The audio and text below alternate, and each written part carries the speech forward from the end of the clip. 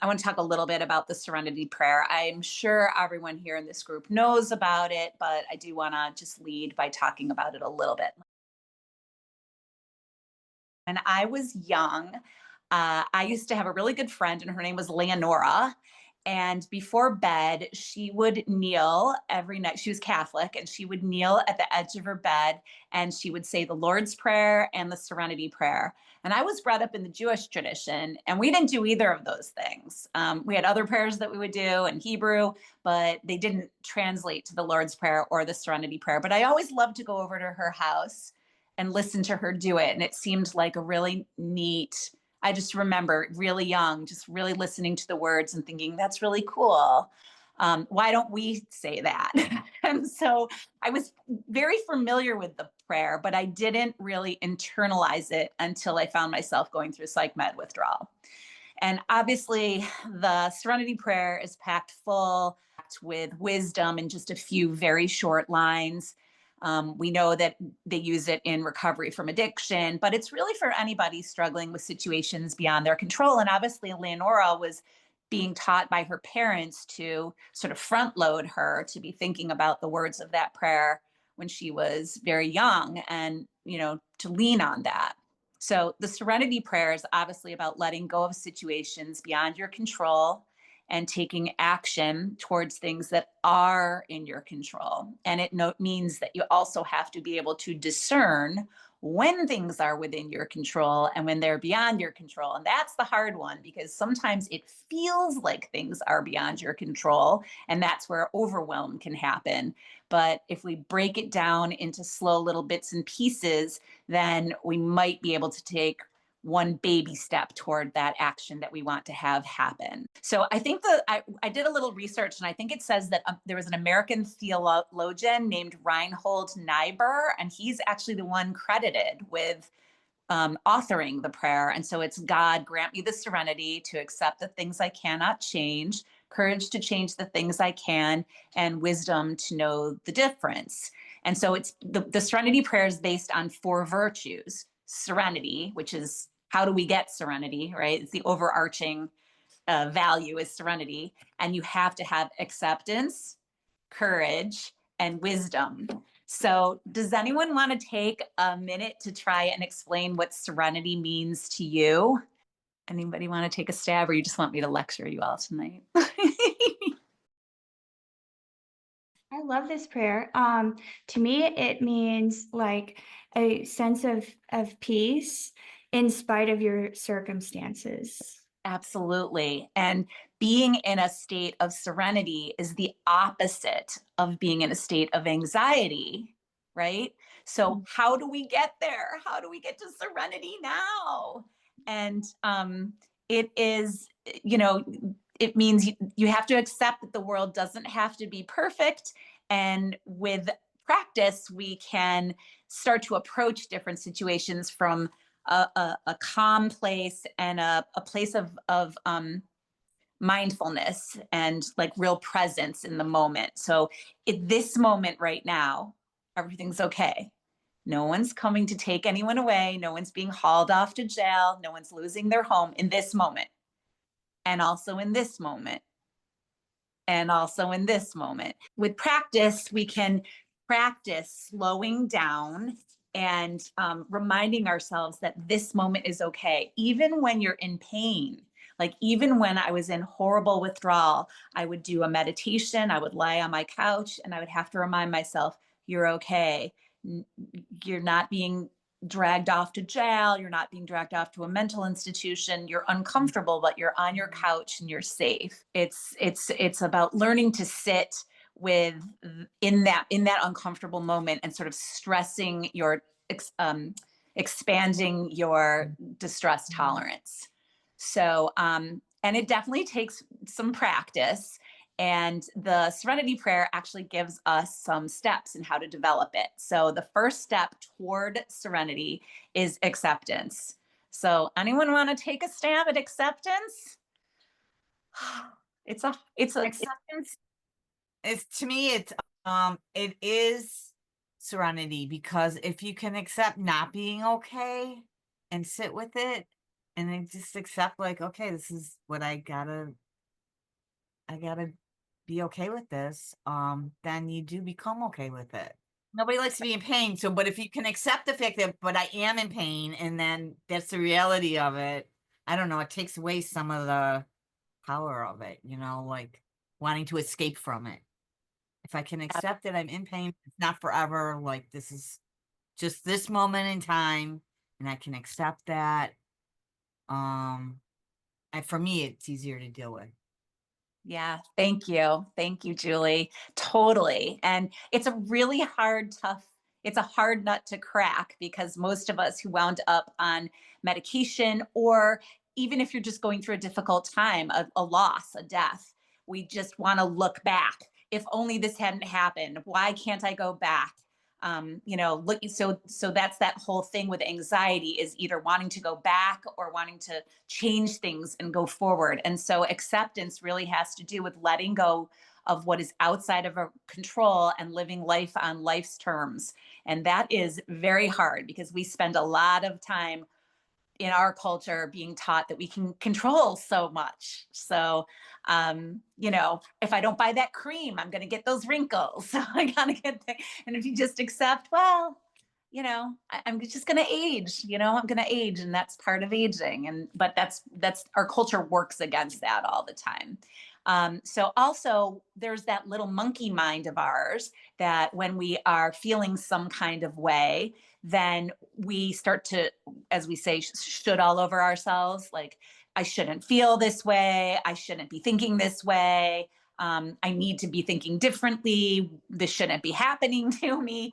And those thoughts serve to overpower the anxiety, like Julie was saying. So fighting with something only gives it more power. So when you just move into acceptance, it's sort of like, I got a headache today.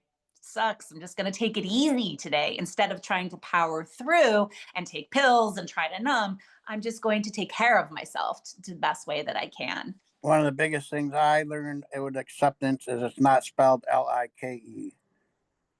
Just because I accept something doesn't mean I have to like it or not like it. I can move on from there. Also, that way, then my mind and my heart are in agreement with each other, and I don't have that inner turmoil pulling me different directions. Yeah, I love that, Rusty. Thank you. Just because it's happening. So yeah, people confuse that acceptance means that like they're that it's okay somehow. You don't have to be okay with it. You don't have to like it, but you just have to accept it. So that's great. Then we have the third virtue, which is courage. And courage means well, what do you think? How does courage apply here? What is courage? I know when I was younger, before this whole experience, I thought it meant like someone running into a burning building, like he was courageous, or like, but that's not what we have a lot of courage going through this experience, but it's not obvious courage. Yeah. You know that you have to do something, whether you like it or not, you just have to do some things. Mm-hmm. You Yeah. have to go through some periods. You have to go through loss. You just have to. Yeah. And it's hard. And like Rusty said, we don't have to like it, but courage really means having strength and self discipline and determination to do what is in your control. Yes. And so when we are faced with a difficult circumstance, which we understand we have to go through, we can either claim that we are a helpless victim and say, like, there's nothing I can do, I quit, or you take ownership of what you can control, So, for example, this is one that kind of came up today with my client.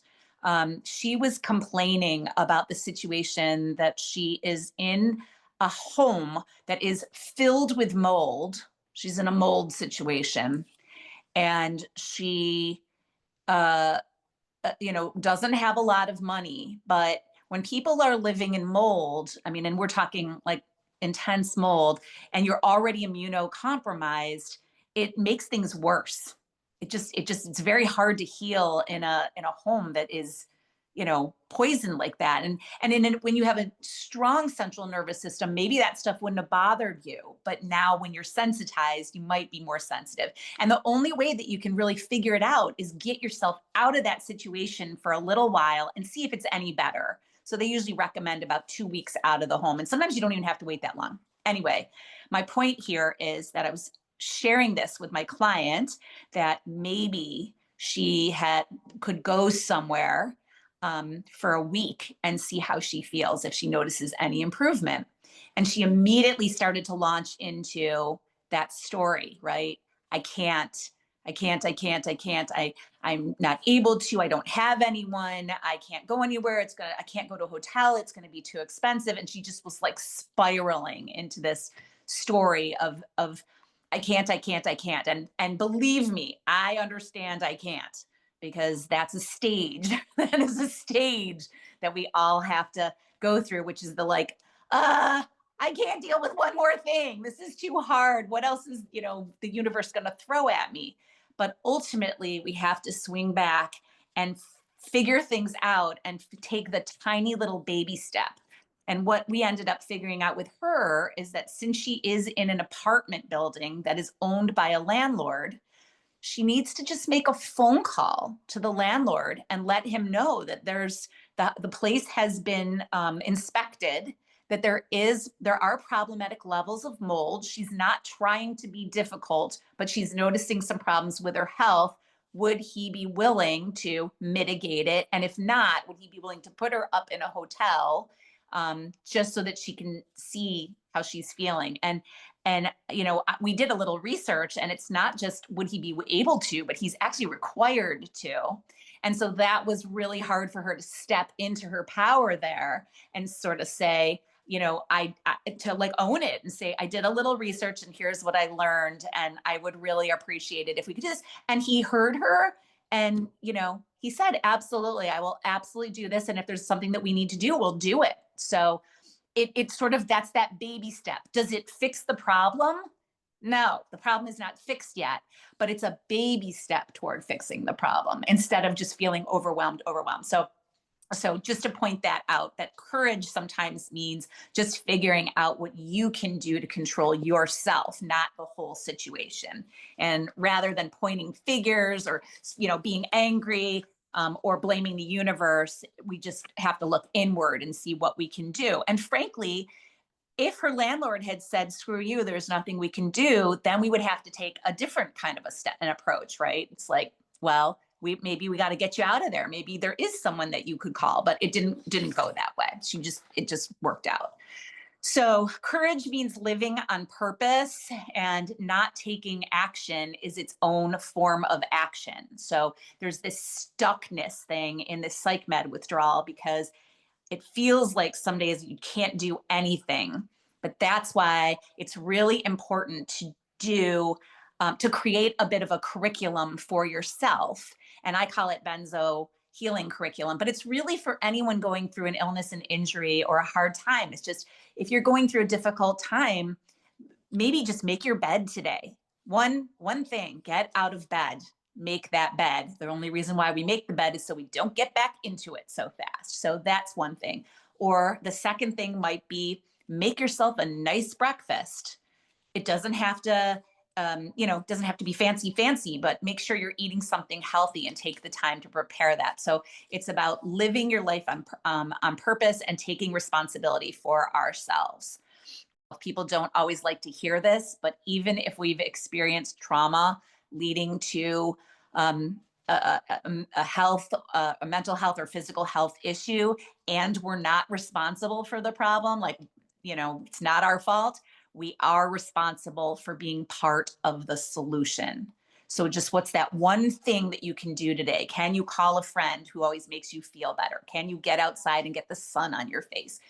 What can you do to just sort of try to do a healthy life as best you can? And some days it's getting in the shower, and some days it's not. And that's okay. That's where the acceptance part comes back in. Defer to rule number 2. And then, of course, we have the final virtue, which is wisdom. Does anyone want to take a stab at wisdom? wisdom for me ties all other two words together because it's through experience and um, my acceptance or my lack of acceptance. I learn the things what works for me and what doesn't. And if say like so, I know if I put my hand on the burner on the stove when it's on, I'm going to get burned. I don't think I want to do that again. I've had that wisdom taught to me, but I've got to know how to use that wisdom. Back to what you were saying about courage. Courage to me is knowing that you're going to have to make a decision.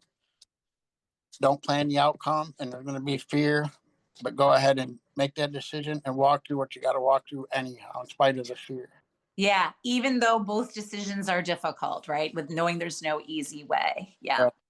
Thank you. Yeah, I always think of that Kenny Rogers song, in The Gambler. You got to know when to hold them and know when to fold them. And it's like, it's hard. It could go wrong either, it could go wrong either way. It's just hard to decide, which do I do? And you just have to really go into yourself and do the best, make the best decision that you can with the information that you have and move forward.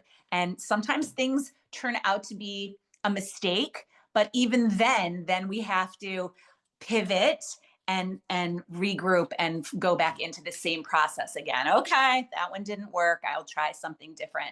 I did want to do one thing, which is I wanted to read you guys the actual full Serenity prayers. It's God, grant me the serenity to accept the things I cannot change, courage to change the things I can, and wisdom to know the difference, living one day at a time, enjoying one moment at a time, accepting hardship as a pathway to peace, taking as he did the sinful world as it is, not as I would have it, trusting that he will make all things right if I surrender to his will, that I may be reasonably happy in this life and supremely happy with him forever in the next. Amen. For whatever reason, we all have to go through something difficult. And for whatever reason, for some of us, that it seems to be all very packed into a long period of time. It's just, it's not just like buying the wrong car or something. It's like really feels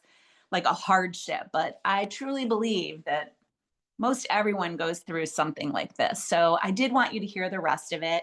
We're only going to write the first three, or in our piece tonight, we're only going to do the first 3 lines, but I did want you to hear the rest of it. So I encourage you to Google it and check it out if you're interested in hearing the whole rest of the prayer. Tonight, we're going to switch gears and get into the artsy fartsy part of things. We are definitely going to be doing the writing of the Serenity Prayer. I know that there's always people who say, I don't like my handwriting. I just never looks good. Here's what I have to say to that. There's something very powerful and meaningful for something to come through your hand.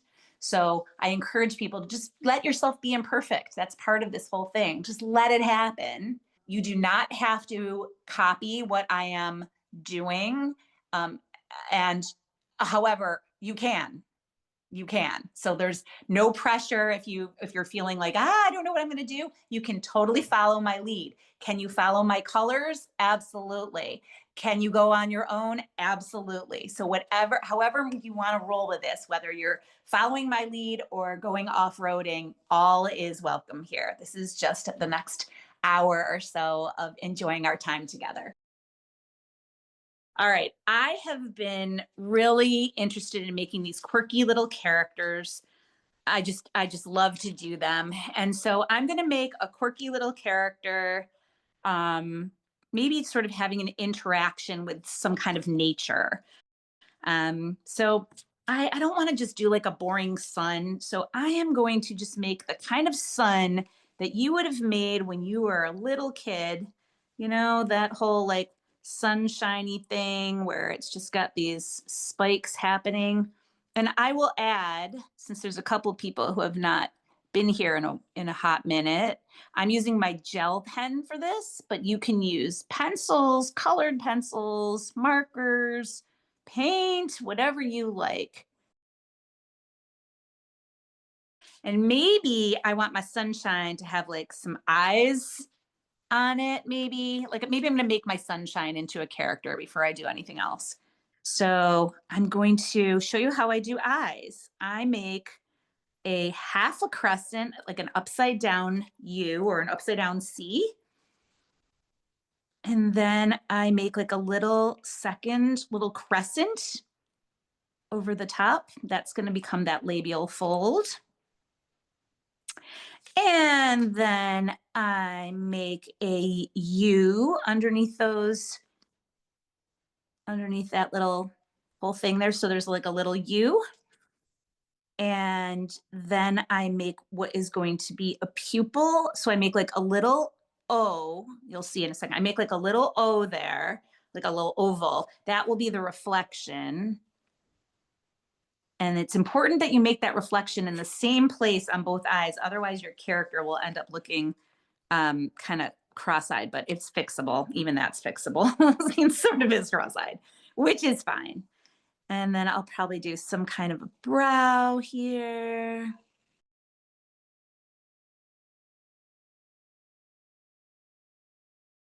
And now I'm going to fill in the area around that highlight that I made, that little O. And I'm just going to sort of turn that into a pupil with my black gel.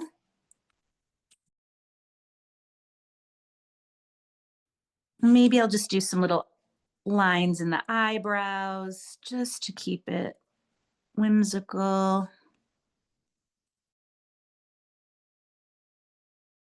I'm going into my character.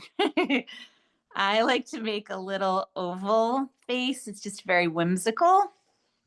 And I am going to put some weird little ears on my character. This is me just doing my practice here, just having a little fun. So this one's gonna have like a little hood on, little ears.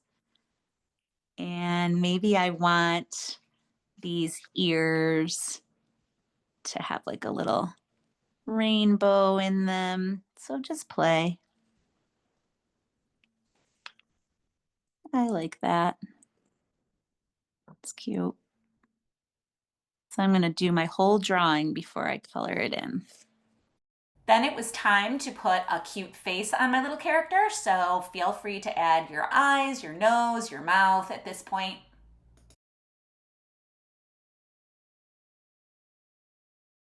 Then it was time for me to get into my watercolors. And I'm going to just drop my pink in here. Oh yeah, it's going to just seep into this paper. At this point in my process, I just grabbed my watercolor brush and blended a little bit of pink and brown to create the tone that I wanted for the face. You do not have to do that. You can use any shades that you want.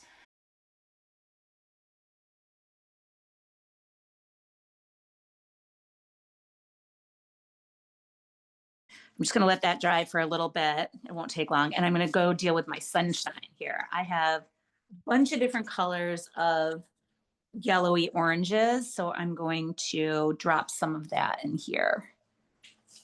So let's give this a little bit of a yellow. And the thing to remember about watercolor is that it always goes on darker and dries lighter.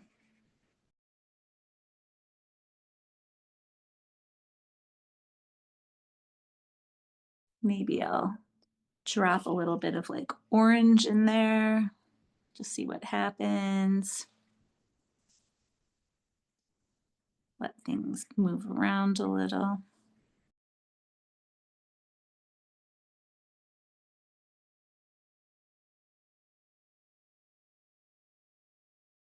And I think I want to put a little bit more orange into that. So I'm going to grab a little orange. I'm just going to drop it in with some, I'm just squeezing my watercolor brush. I'm just going to let the water do the work and just let that spread around a little bit. It's just going to do what it needs to do. It's kind of cool. Now, while that is drying, I'm going to go back up into this little character. I have this little rule that if I use a color here, I have to move it around. So there's orange and yellow here, and there's no orange and yellow here. So somehow I have to integrate it in. So I'm going to grab my orange that I was using, and I'm going to give this little character a little orangey eye. Just, it will create it'll unify what's happening. So now your eye moves up and down here a little bit more. And I'm going to very quickly go into my yellow and I'm going to drop that in there as well. So even if it's not super noticeable, your eye will read it as having a relationship.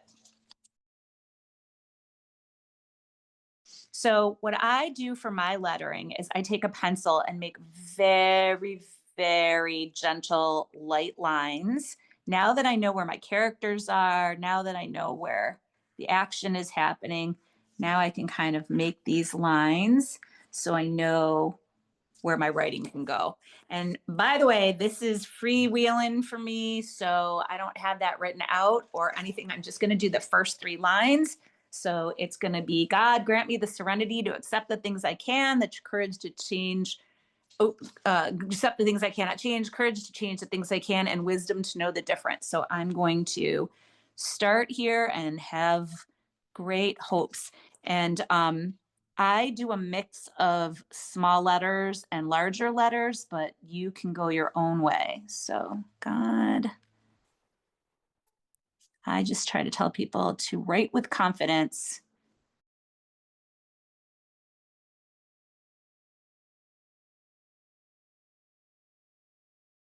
And when I go onto my second line, I try to go from the lower line all the way up to the top. So you'll see what I mean in a second. God, grant me the serenity to accept the things I cannot change, courage to change the things I can, and wisdom to know the difference. Beautiful. Okay. Now, what I like to do is grab my Sharpie.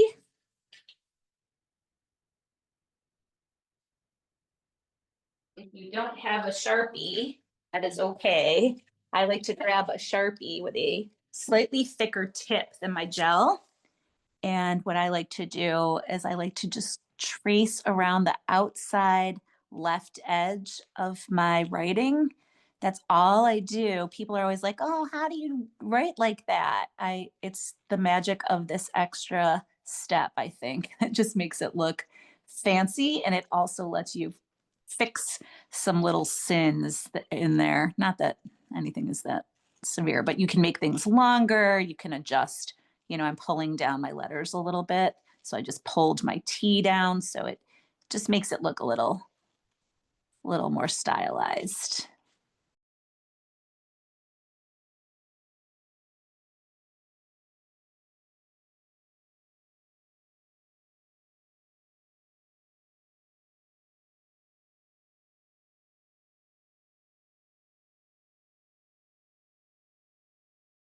Okay, now I'm gonna think a little bit about this shirt situation.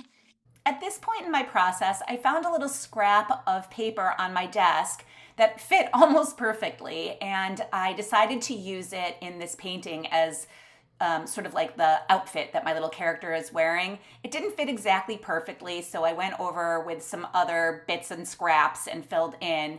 And I ended up covering one of the sunshine triangles. So I do go over that and fix that a little bit later. Cute. All right. And I did have somewhere, I had like a little flower. Good Lord. Where did everything go? Oh, yeah. I did have like a little purple flower here that I thought looked really cute. So I think I will add that here. And then of course I'll need to add some purple somewhere else. So I'm just going to glue on a cute little bit of ephemera. And those of you who've been taking the class, you probably have some hidden around or whatever, so you can use hanging around. So I'm going to I'm going to fix this little ray here by adding a little bit more paper over the top. Perfect. I will paint over that and when that dries. So see my little guy's kind of standing in front of that now, which I like. All right, so I will paint on top of that. And I think I'll do a little hit of some polka dotty doos here. And then I do feel like this character needs something like maybe a little bit of that purple coming down, and I'm gonna change this color here to purple. So let's see what I can do just so that there's more of a relationship. So I'm going to grab my water brush and I'm going to go into my, oops, that is still gross colored. I'm going to grab a little bit of purple.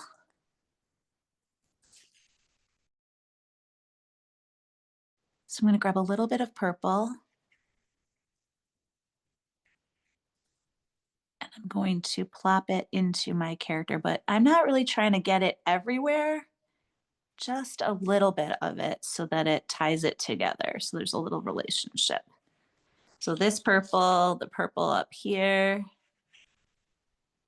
and then maybe a little bit down into these eyes.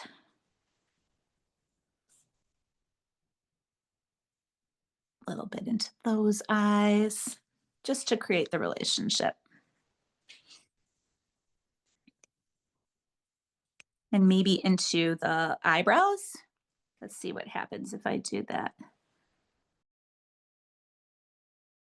And then I do feel like these eyes need a little bit, let me see if I stand up for those. They need to be bigger. So I'm going to pull some of this purple color with watercolor down here. Let's see what happens if I.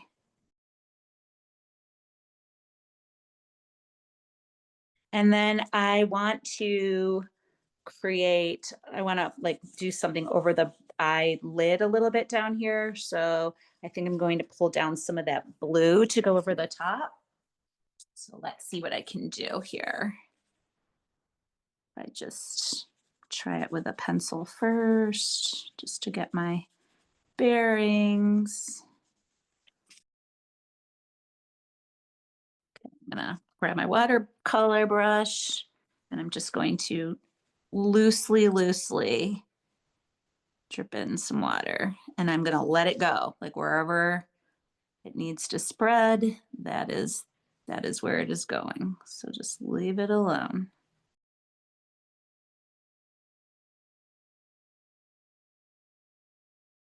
I like that. Then my signature move is usually that I add a little bit of a heart happening here. So just got to decide where it should go. Should it come off the ear? Maybe I'll do a couple.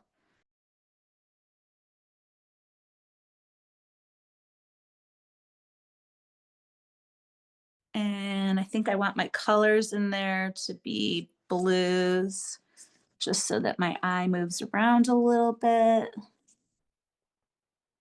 Now, you don't have to do anything to the lettering, but sometimes I like to fill in some of my letters with some of the colors that I used in the painting, just as a way to unify things, and that is in fact what I decided to do here. And again, I am really not stressing if I go outside the lines. It doesn't bother me. Some people can get really annoyed by that, but that's my soul. And I think I'll do a little bit of blue right in my D's.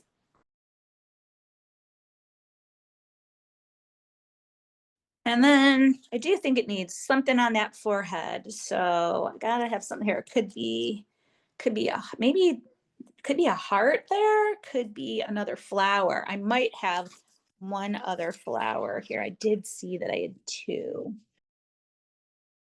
At this point in my process, I decided that I wanted to have some connection between my character and the sun by adding some little flowers. And so I spent an exorbitant amount of time creating new flowers and then deciding on placement. But I love that part. It's just fun. And it's that last little bit of detail that I feel like makes a big difference in the overall painting.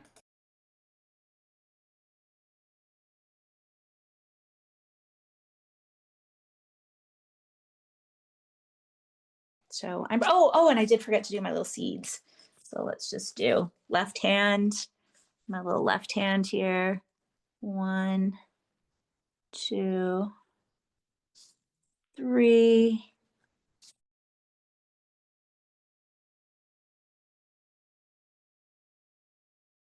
So now I have that happening and this happening, and I am content. Hooray! Okay, one more thing. Sorry. One more thing. Oh my gosh, the enemy of good is better. But I do want to lighten up just a little bit. Whatever I got going here. Just want to lighten it a little bit with some transparent white. We'll just lighten it the littlest bit. There we go. All done. Yay!